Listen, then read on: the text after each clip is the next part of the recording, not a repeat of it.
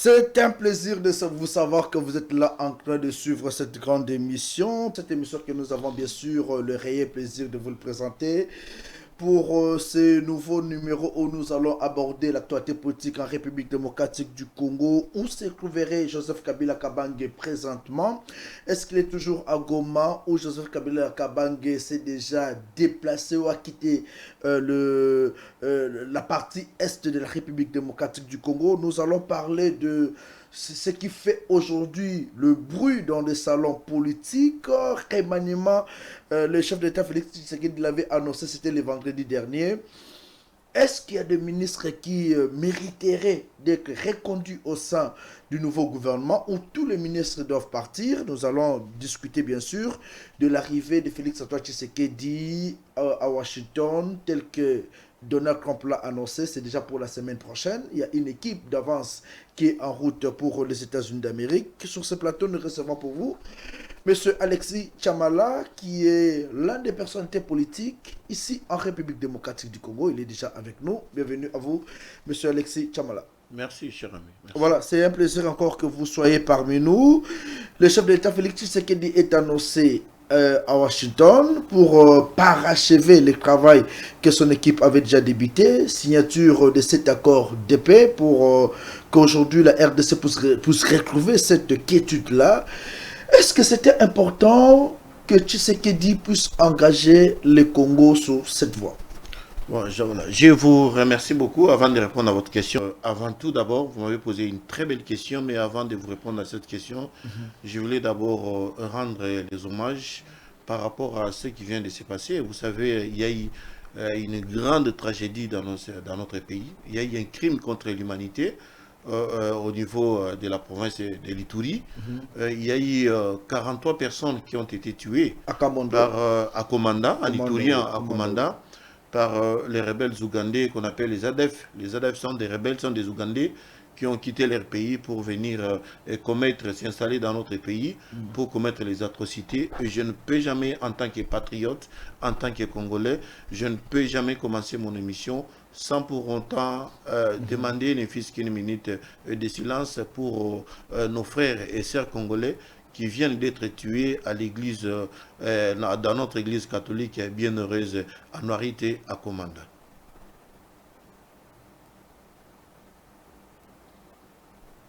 Ok, merci beaucoup. Je crois que nous allons revenir sur ces problèmes. Ces sujets, nous allons revenir au cours de cette émission. Alors, par rapport au voyage de notre chef de l'État à Washington, je crois que vous avez vu comment les choses ont commencé depuis très longtemps. Le gouvernement congolais avait avait contacté le gouvernement américain pour qu'on puisse quand même signer un accord par rapport à tout ce que nous avons comme ressources de minerais contre la paix et le développement de notre pays. Vraiment, ça nous fait un plaisir. Vous savez que ça fait un bout de temps où les États-Unis d'Amérique étaient chez nous au Congo. Il y a plusieurs années passées, c'était depuis l'époque de Mobutu. Mais je crois que depuis le pillage, il y avait la base de Kamina où se trouvaient les Américains, étaient là pour former nos militaires. Et la base de Kamina n'existait plus. Il n'y avait plus une très bonne relation entre notre pays, la RDC et les États-Unis d'Amérique. Et voilà, aujourd'hui, nous avons la chance d'avoir un président de la République qui est congolais, qui se soucie de notre pays par rapport à tout ce que nous avons vu.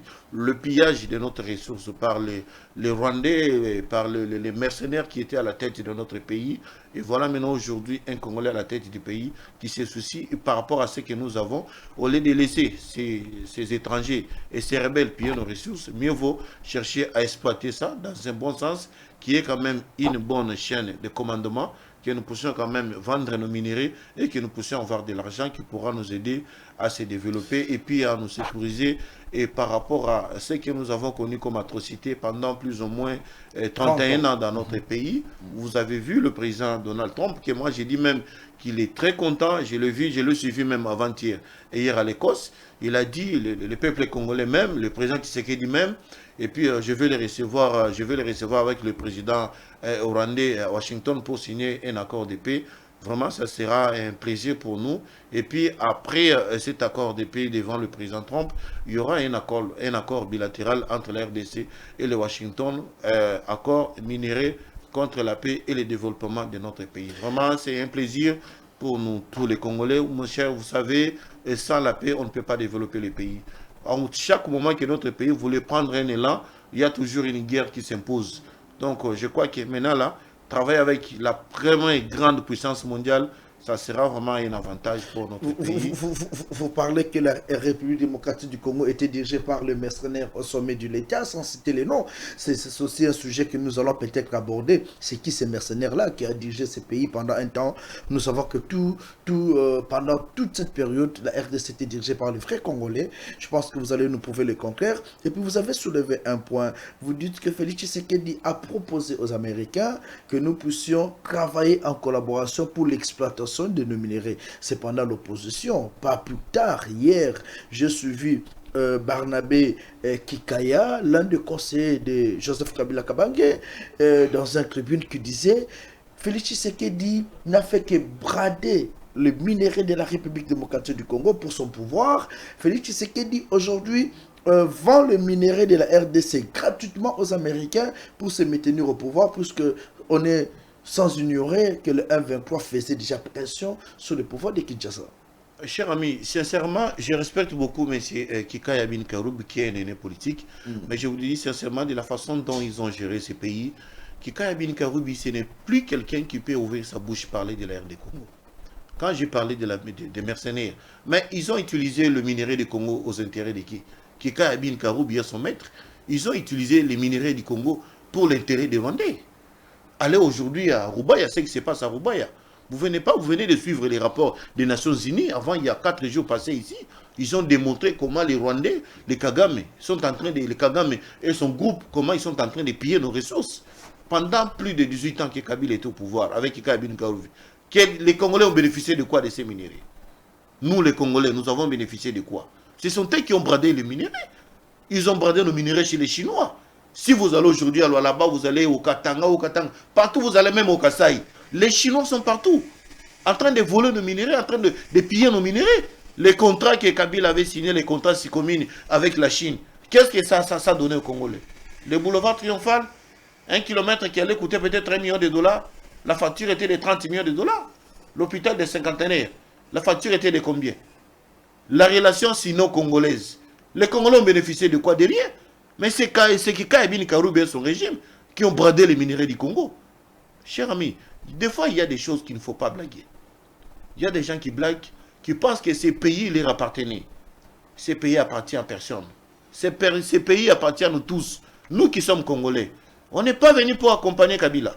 Nous ne sommes pas venus ici pour accompagner Kikaya Bin Karoub et sa famille. Les Congolais nous appartiennent tous. Tout Congolais a droit de bénéficier de toutes ces ressources. Nous voulons vivre en paix. On n'a plus besoin là. Kikaya, il est aux abois, avec son groupe, ils sont aux abois. Ce n'est que normal, il peut dire des choses, mais qui va l'écouter aujourd'hui? Qui va l'écouter? Puisque vous parlez de lui, ils sont aujourd'hui à Goma, ils sont allés à Bukavu. Et après, manque à faire. Et c'est une honte pour notre pays. C'est pour honte, mais des fois on le dit, ça c'est une délivrance. Je serais devenu délivrer ces pays qui a été sous l'emprise des Rwandais.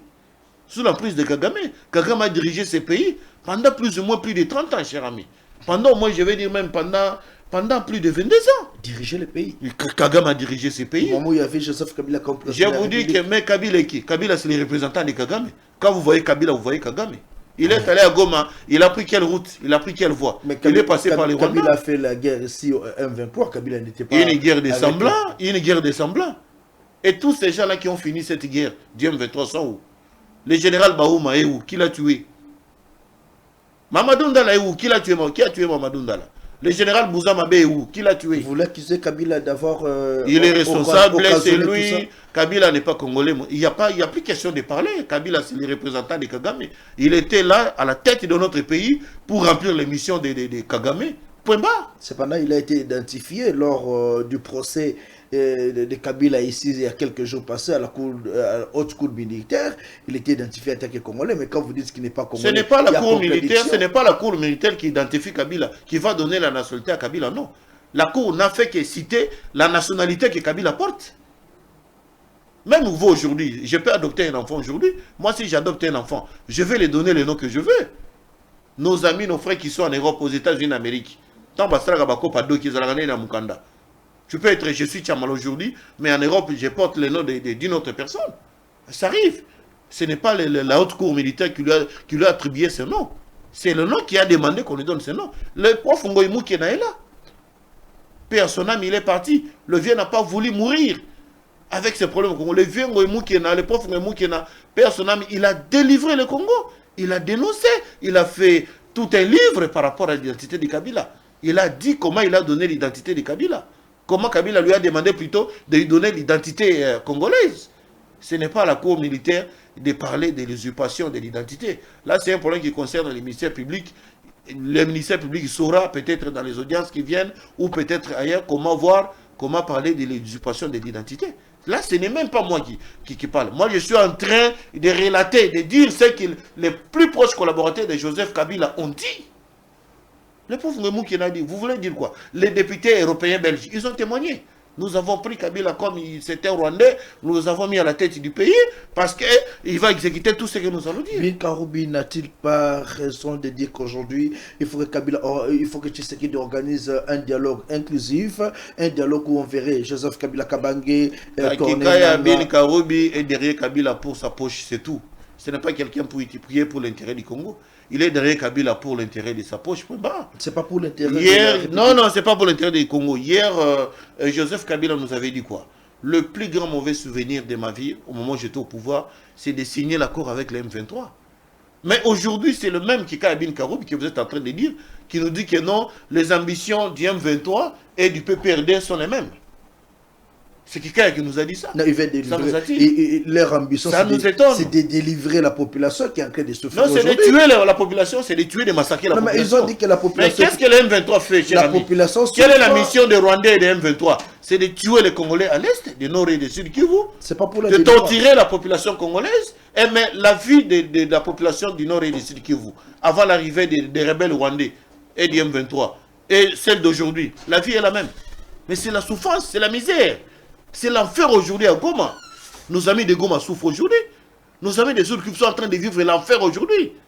Quelle est la mission? C'est de semer la terreur, de tuer la population des Nil et des Sud Kivu, qu'ils fuient, qu'ils abandonnent leurs maisons, et tout ça là, et puis ils pillent nos ressources. Et après, à un certain moment, ils vont commencer à implanter les Rwandais. Et après c'est le plan de la balkanisation.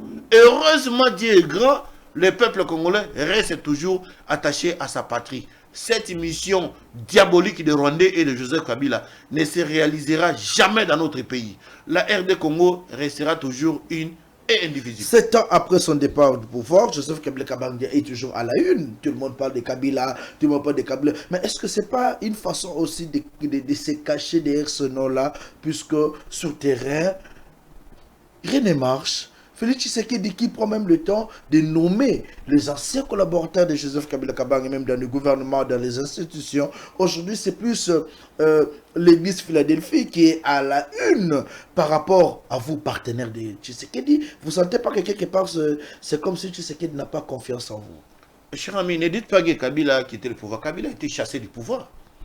Kabila a été chassé du pouvoir par les Congolais. Non, il a fait 2 ans. Il a fait 2 ans de glissement. Il a fait 2 ans. Il voulait revenir aux élections, ça n'a pas tenu. Il a été chassé.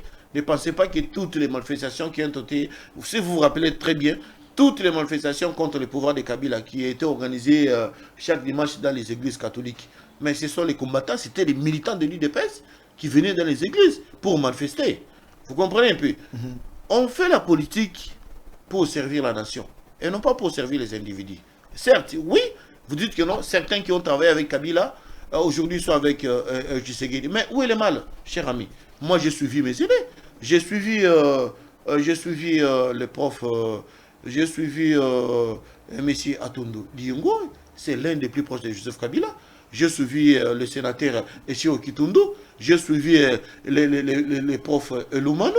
Sans parler de l'honorable Epius Mabilou, et tous ces caciques-là qui étaient avec Joseph Kabila, et le vieux, mon vieux Lambert Mende. Mais ils ont témoigné, ils ont dit qu'on était avec lui, mais on ne savait pas que c'était un Rwandais, c'était un mercenaire à la tête du pays. Il nous a roulés. Ils ont mangé avec lui, mais il les a roulés. Mais ils ont été limités à un certain pouvoir. Ceux qui ont tenté de dénoncer les cas des profs Katumba Mwake et des professeurs Samba Kaputo, ils sont où? Ils ont été tués et éliminés. Et dire aujourd'hui que Tshisekedi est en train de nommer les gens bon, ce problème est en train faire la surface avec la nomination du DIRCAP des chefs de l'État qui est de l'église du pasteur Danlo ainsi que certains mandataires. Bon, moi, personnellement, je voulais aborder ces problèmes dans des volets. Le premier volet, d'abord, c'est un mécontentement, sincèrement, parce que si vous voulez embrasser la carrière politique, mais vous devez être un membre d'un parti politique. Vous êtes à l'église, vous critiquez le pouvoir du chef de l'État et vous cherchez des postes au détriment de ceux qui ont combattu, de ceux qui ont mouillé les maillots pour servir, pour battre, pour combattre l'opposition et pour arracher le pouvoir. Chers amis, cette histoire, je vous dis sincèrement, ça décourage presque tout le monde. C'est un phénomène qui n'existe pas seulement par rapport à ce dénomination, mais dans plusieurs partis politiques de notre pays, c'est un phénomène qui existe presque partout. Les gens qui mouillent les maillots ne s'y retrouvent pas, mais quand il s'agit de partage de gâteaux, ce sont ceux qui n'ont rien fait qui bénéficient de cela. Mais sur ces problèmes des gens de Philadelphie ici, moi je crois que le chef doit ouvrir l'œil, le chef de l'État doit ouvrir l'œil pour permettre à ce que ces histoires ne répètent pas. Les pouvoirs ici, ce n'est pas les pouvoirs de l'église, je crois, à Philadelphie. L'église de Philadelphie n'a rien fait pour que le chef de l'État accède au pouvoir.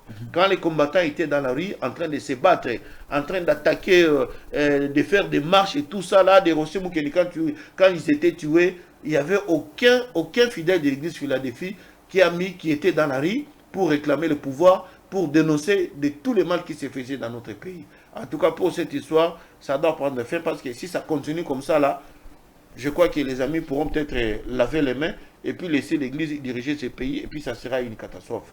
Pour le deuxième volet, moi je voulais dire, par rapport à nos amis de l'UDPS, bon, il y a des problèmes sérieux qui se passent. Ces problèmes se passent dans plusieurs partis politiques, même à l'époque de Kabila au PPRD, et c'était pareil. Il y avait un conflit interne dans les partis politiques. Mais ce conflit-là ne peut pas être exposé au vu du public. Si vous regardez aujourd'hui l'UDPS, il y a apparemment deux secrétaires généraux. Il y a l'un qui est de l'autre côté avec sa bande et l'autre de l'autre côté avec sa bande. Et vous allez voir, les gens, certains mandataires de l'UDPS qui occupent le pouvoir, par exemple, Jacquemin Chabani, vous allez voir, les gens qui les combattent, ce sont toujours les gens de l'UDPS. Vous allez voir, le CG Augustin Kabouya, il est en poste. Ceux qui sont en train de les combattre sont de l'UDPS. Alors, vous allez voir, par exemple, les DG de telle entreprise, les gens qui les combattent sont de l'UDPS. Mais finalement, c'est l'UDPS qui combat l'UDPS. Ce qui est vrai, le chef de l'État les a demandé de se réunir. Parce que quand vous êtes en train de vous battre, vous êtes en train d'exposer le chef de l'État. De fragiliser plutôt le chef de l'État, qui est votre autorité morale, qui est votre fruit, qui est votre enfant. Qu'est-ce qu'il faut quand il y a des guerres, ça doit rester au niveau de la famille. Ça se traite en famille, les conflits se traitent en famille et ça se termine. Mais quand des fois, de l'eau commence à déborder la vase et des fois aussi le chef peut se dire que non, bon, j'en ai marre avec vous, toi tu m'amènes des propositions, l'autre ne veut pas de ça, l'autre ne veut pas. Alors je prends des gens neutres. Ça peut aussi arriver. Peut-être le chef de l'État agit dans ce sens-là. Mais dans notre pays, il faut toujours reconnaître la lutte. Il faut toujours récompenser des gens qui ont milité. Cette histoire, ça décourage beaucoup. Si vous allez dans nos partis politiques, c'est la même chose. C'est la haine, c'est la jalousie. Et puis on demande aux gens d'être fidèles et la constance. Mais la fidélité, la loyauté, papa, c'est réciproque. Hein?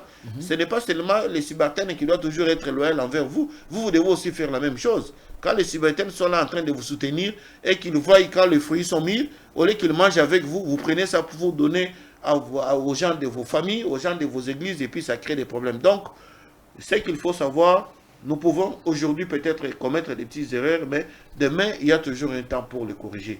Il y a encore un temps, et puis vous devez aussi le savoir, les chefs de l'État est en train de faire une purge parce qu'il y a eu quand même beaucoup qui n'ont pas pu comprendre que quand on bénéficie d'un poste, c'est pour servir la nation et non ta famille et non peut-être ta tribu ou bien ton église. Mais ceux qui n'ont pas compris cette histoire, les chefs sont obligés de les récompenser pour essayer un peu d'avoir d'autres têtes qui vont travailler pour l'intérêt de la nation. Toujours dans ce contexte, est-ce qu'avec l'arrivée du prochain gouvernement, puisqu'on doit quand même en parler, il y a remaniement, il y aura remaniement tel qu'annoncé par lui-même le président de la République, est-ce qu'on peut craindre que cela puisse aussi se répercuter jusqu'à ce niveau-là de voir peut-être que les inconnus qui arrivent au sein du gouvernement, puisque la plupart des politiques, qu'ils soient de la société civile ou de l'opposition qui ont intégré le gouvernement comme Constant Moutamba, aujourd'hui là, il est jugé puisqu'il y a eu détournement de 19 millions, entre guillemets,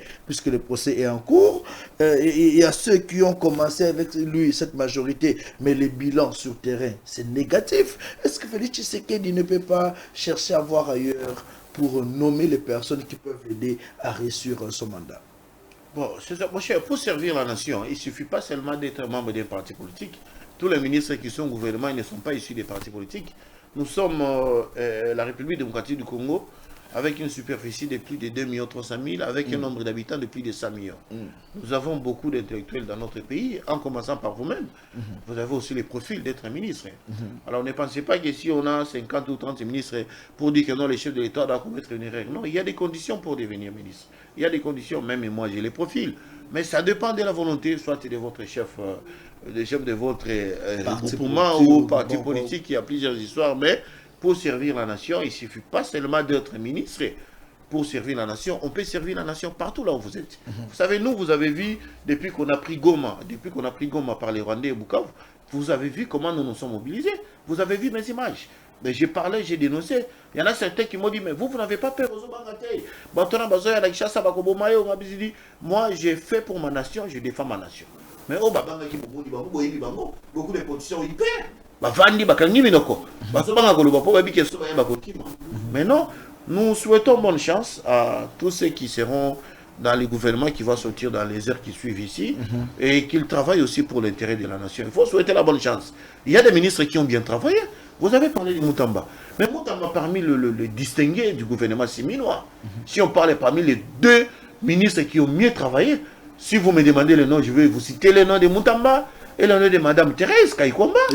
Et sans oublier même Moukoko Samba. Moukoko Samba, puisqu'il ne parle pas, mais c'est un bon, mais c'est très intelligent que moi j'apprécie beaucoup. Je n'ai jamais eu le temps de les côtoyer, mais je vous dis que Moukoko Samba n'est pas n'importe qui. C'est la toute première fois de voir un ministre qui a fait un effort de l'économie, de rabaisser les prix des carburants, et sans parler des denrées alimentaires.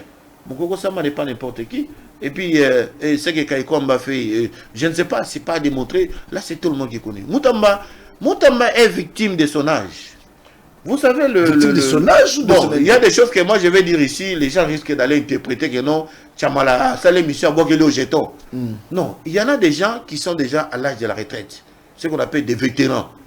Ils n'acceptent pas la relève. Il y a des vétérans. Non, il y a des vétérans qui n'acceptent pas la relève. Alors, voir un jeune, excusez-moi, l'idée risque de... Voir un jeune qui monte comme ça avec de bonnes idées, donc dit non, petit Azoyaboui, à Koulia Bissobapoy, en tout cas, il faut au final. Moutamba est victime, Moutamba n'a pas volé.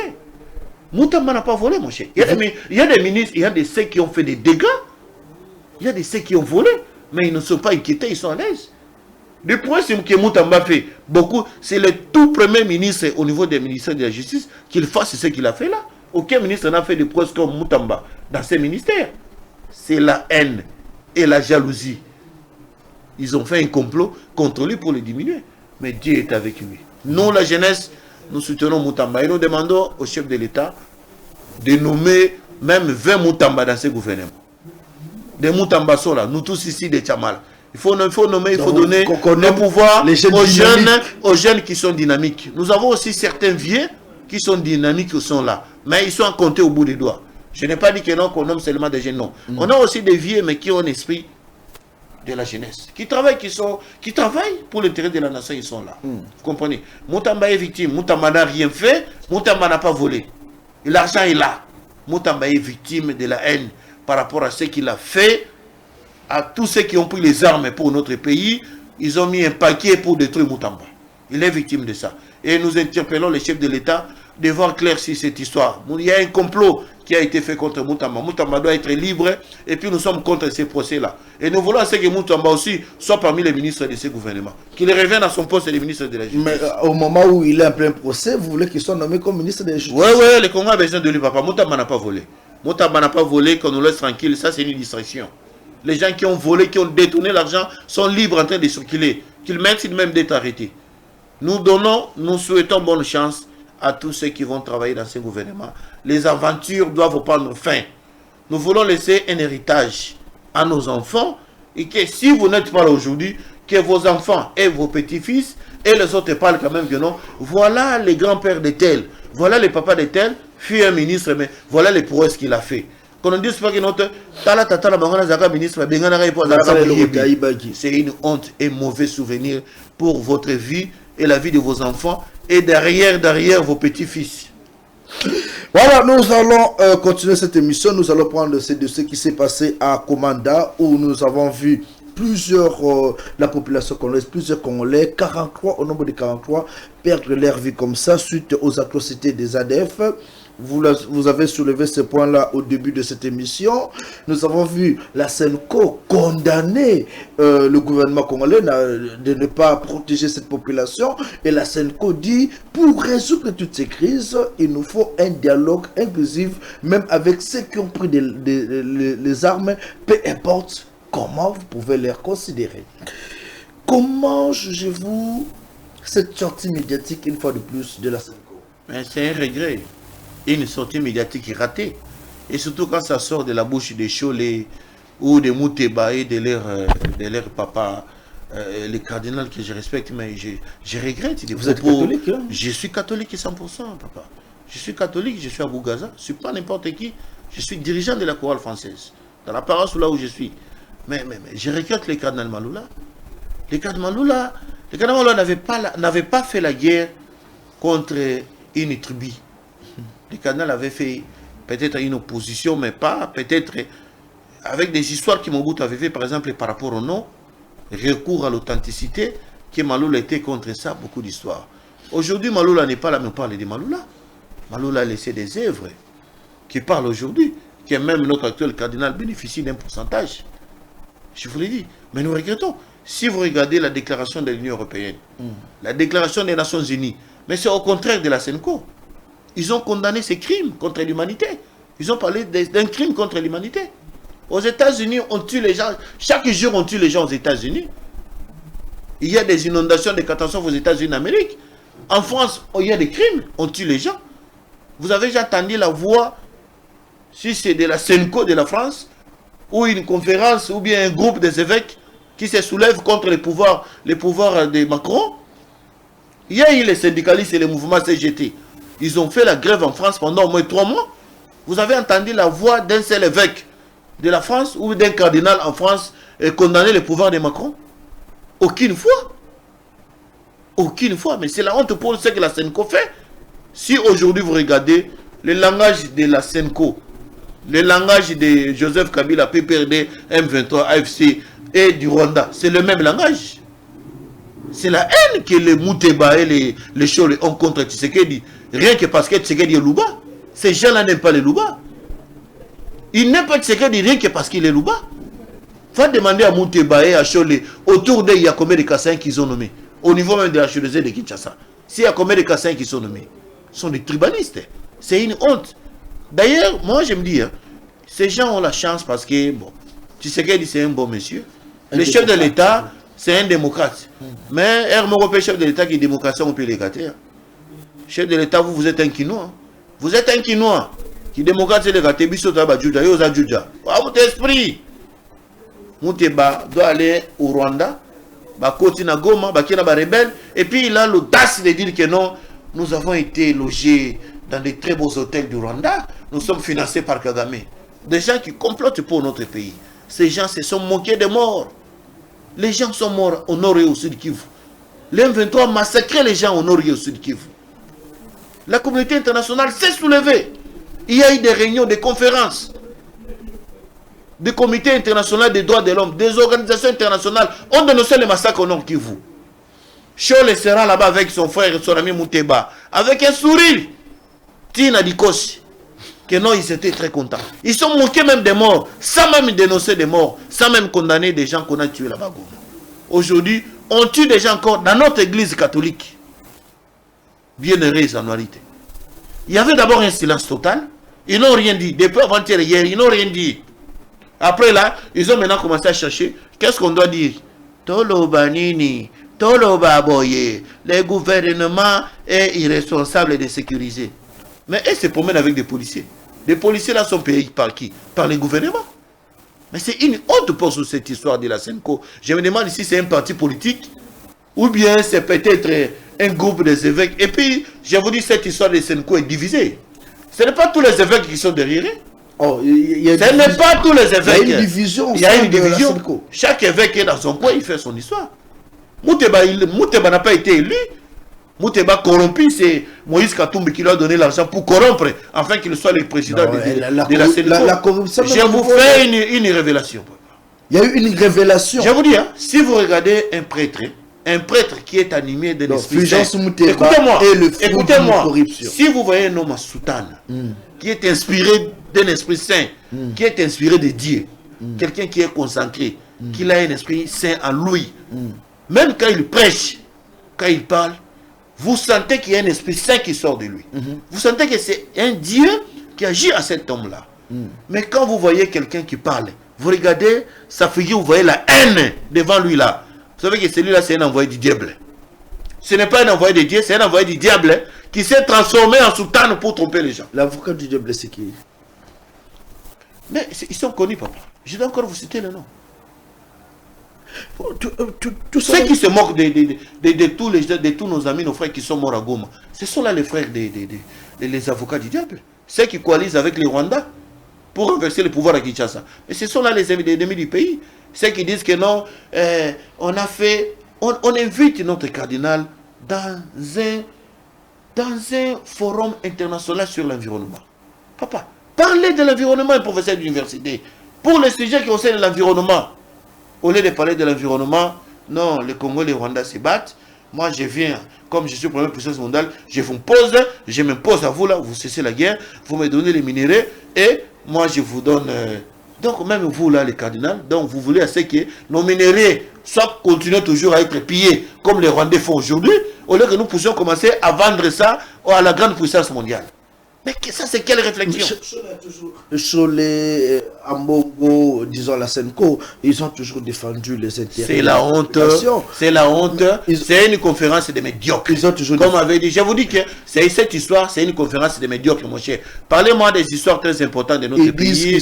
Mon cher, parlez-moi des histoires très importantes de notre pays. Ne parlez pas des gens qui sont corrompus, des gens qui sont animés de la mauvaise foi, de la haine, qui combattent la République pour au moment où les Européens aujourd'hui ils ont compris que non, nous avons offensé le Congo pendant plus de 31 ans, nous sommes obligés de laisser tout ce qu'on faisait là. Vous avez suivi, l'Union européenne venait de voter à l'unanimité que l'accord des minéraux entre l'Union européenne et le Rwanda puisse prendre fin dans l'immédiat. Ils ont réclamé. Au moment où vous êtes en train de rêver ici, avec les gens qui sont financés par Kagame, ces aventures sont finies, sont cuites.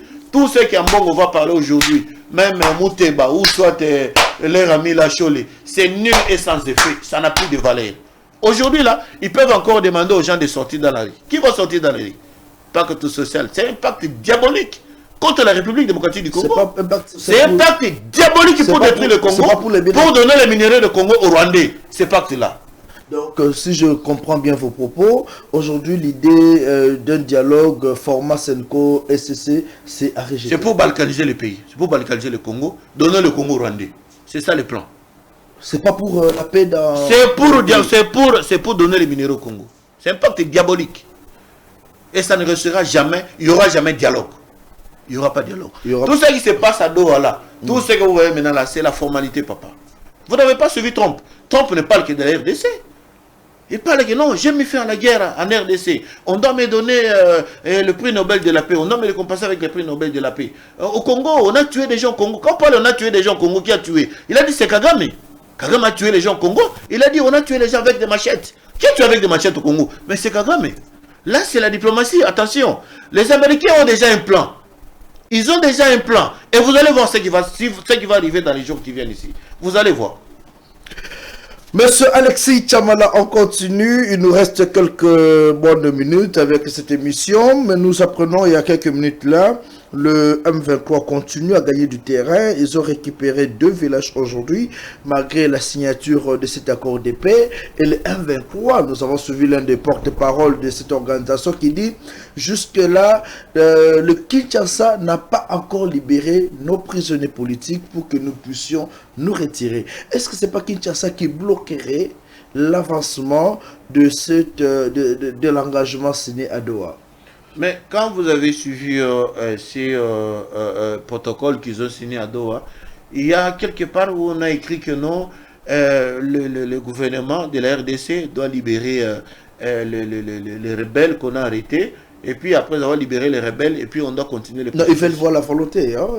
Kinshasa manifeste une volonté. Cher ami, on ne blague pas avec une nation. Ça, je vous dis sincèrement, on ne blague pas avec une nation. Nous avons signé avec le maître. Le chef de l'État l'avait très bien dit. Je vais signer, je vais échanger, je vais parler avec Kagame. Parce que c'est lui le maître qui fait la guerre au Congo. Le chef de l'État l'a dit, je ne parlerai pas avec les pantins. Ils n'ont rien, l'M23 n'a rien. L'M23 n'a rien, chers amis. L'M23, si c'est AFC ou l'M23, AFC ou Senko ou PPD, ils n'ont rien. Cette coalition-là n'a rien. N'a rien. C'est les Rwandais qui sont les responsables de la guerre. Sous la bénédiction de Macron ou des Français de l'Union européenne. Mais aujourd'hui, l'Amérique s'impose. Et l'Union européenne est incapable de continuer cette guerre. Vous voulez avoir des minéraux au Congo, venez coopérer avec le Congo, la RD Congo. Nous sommes, la RD Congo est ouverte à tout celui qui viendra négocier avec lui pour le marché mondial des minéraux. Et c'est fini. Et les amis sont en train de continuer à arriver. Là, c'est la tétitesse. C'est Kagame. Kagame est déjà fini, cher ami. Kagame est déjà fini. Il s'est dit non, vous continuez et faites ça. Et nous allons continuer à gagner le temps. Et entre-temps, nous sommes en train de chercher les moyens comment éliminer physiquement Tshisekedi. Vous voulez blaguer avec Tshisekedi? Tshisekedi, c'est un président qui est là, en train de remplir la mission que Dieu a donnée. Tshisekedi a été minimisé au début. Les amis se sont dit que non, c'est un civil, il n'a aucune connaissance en matière de l'armée, nous allons les manipuler, après nous allons l'éliminer, après nous allons les tuer, sachant déjà qu'ils avaient déjà des infiltrations qu'ils avaient faites au sein de l'armée congolaise, au sein de nos services de sécurité, ainsi qu'au niveau de l'administration publique. Ils ont déjà des généraux, ou soit des officiers supérieurs militaires, qui étaient déjà dans leur obédience. Vous avez vu Goma est tombé. Goma est tombé, c'est par rapport à la trahison. Au sud Kivu, il y a eu un grand combat. Les traîtres là disaient toujours aux militaires, repliez, repliez, repliez. Mais depuis que Ouazalendo a mis un mur de Berlin à Ouvira, pourquoi ils sont capables d'aller faire ça? La guerre est déjà finie. Chers amis, je vous dis sincèrement, la guerre est déjà finie à l'Est. Tout ce que vous êtes en train de voir là, on a pris un village et ça sont des théâtres. Ce sont les histoires des réseaux sociaux et ils veulent donner de l'importance. Aujourd'hui, les erreurs que nous avons commises hier, notre gouvernement a commis, le gouvernement a déjà corrigé ses erreurs. Si pour riposter aujourd'hui, récupérer nos territoires, nous allons les récupérer. Par degré ou de force. Ces gens-là doivent quitter. Quand on parle de la restauration de l'autorité de l'État dans tout État de la République, cela veut dire quoi? La restauration de l'autorité de l'État, cela veut dire quoi? Kozongisa bokonzi ya mboka na mabele nyonso tu ya mboka oyo ezalaki occupé na Barwandais. Il n'y a plus de question à discuter, cher ami. Il n'y a plus de question. Nous allons récupérer nos provinces de Nord et de Sud Kivu pour libérer nos amis de ces provinces qui sont en train de souffrir avec ces histoires des aventuriers qui sont venus piller nos recherches pour que la paix revienne. Et nous nous demandons toujours, nous sommes en train de demander au chef de l'État de faire une purge au sein de notre armée. Il y a trop de filtrés, trop de traîtres. Ils sont encore là. Au niveau des FARDC, au niveau de la police, il y a au niveau de la DGM, il y a toujours des infiltrés qui sont là, qui jurent toujours au nom de Kabila. C'est Kabila qui m'a donné ces grades. Je dois toujours à Kabila. C'est moi qui... Papa, vous voyez aujourd'hui, les généraux, les Tchoko. Les généraux, les généraux, les patrons. On était avec Mobutu ici, on n'a jamais connu des généraux, les prénoms, les bango. Le général Maël n'a pas prénom, n'a été. Moussa Mabé n'a pas prénom, n'a été. On avait des militaires.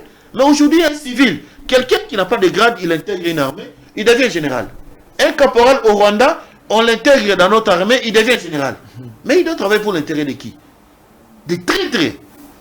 Mais Dieu merci quand même, il y a nos jeunes gens volontaires qui sont nombreux, en train de faire la main, nous allons récupérer. Et puis il y aura des vrais Congolais à la tête de tous les services de notre pays, que ce soit au niveau du FARDC, que ce soit au niveau de la police. Nous avons, vous savez que nous avons des militaires aguerris. Nous avons des militaires aguerris. Mais quand il y avait trop de traîtres au sein de ça, comment combattre pour l'intérêt du pays? Quand vous combattez pour l'intérêt du pays, battez les poissons Baboumi. James Kabarega a même dit que le Rwanda était prêt à aider la RDC. Rwanda n'a pas une armée plus forte que nous. Il n'a pas une armée. Papa, nous n'avons plus le temps de répondre.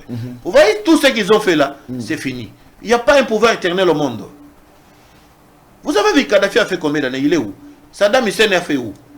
Dans tout ce que nous avons étudié comme histoire au monde, dans les pouvoirs, il y a toujours l'apogée et le déclin.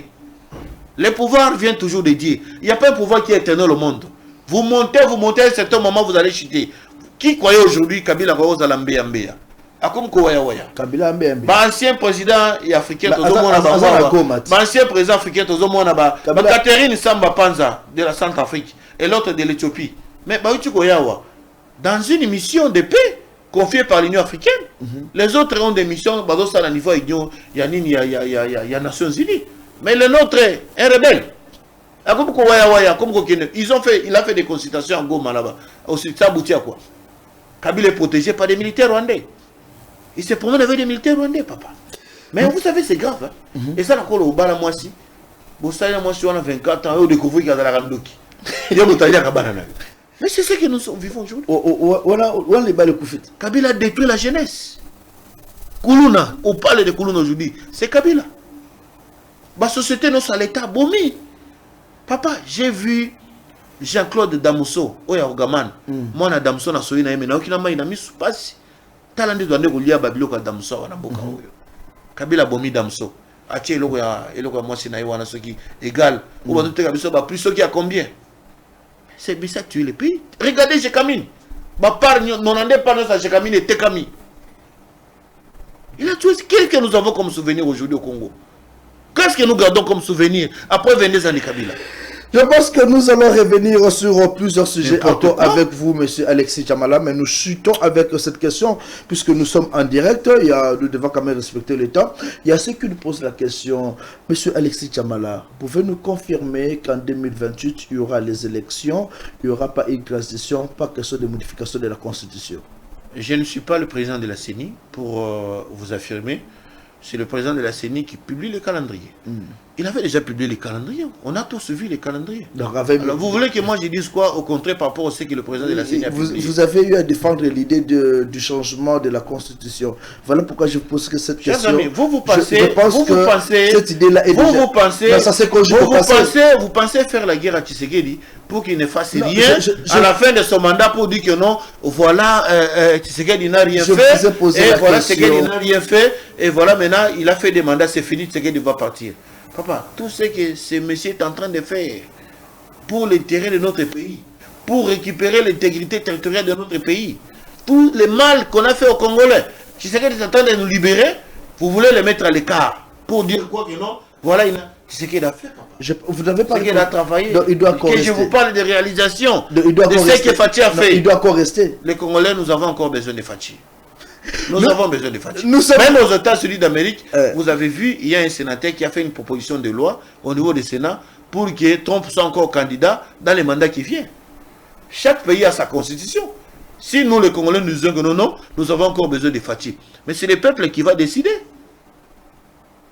Par rapport au référendum.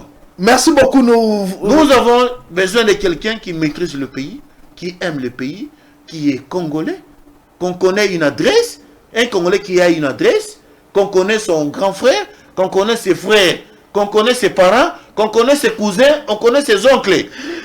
Quand il est endeuillé, nous savons que non, c'est son papa qui est décédé, c'est son oncle qui est décédé, nous connaissons l'adresse. Nous n'avons pas besoin de président où on n'a jamais vu son oncle mort, on n'a jamais vu sa cousine, son cousin est décédé. On n'a pas besoin de président de la République, il est né dans un territoire qui n'existe pas au Congo. Vous voulez dire Tshisekedi des Anam? Mes chers amis, moi je suis en train de vous démontrer les réalités de notre pays. Voilà, merci. Le peuple congolais a besoin de Fathi. Merci. Si vous voulez continuer à faire la guerre à Tshisekedi, au fur et à mesure, vous allez continuer à faire la guerre à Tshisekedi et il va continuer à rester au pouvoir. Merci beaucoup à vous, monsieur Alexis Djamala, d'avoir répondu à notre invitation. Un grand merci à vous tous ceux qui nous suivez. Merci.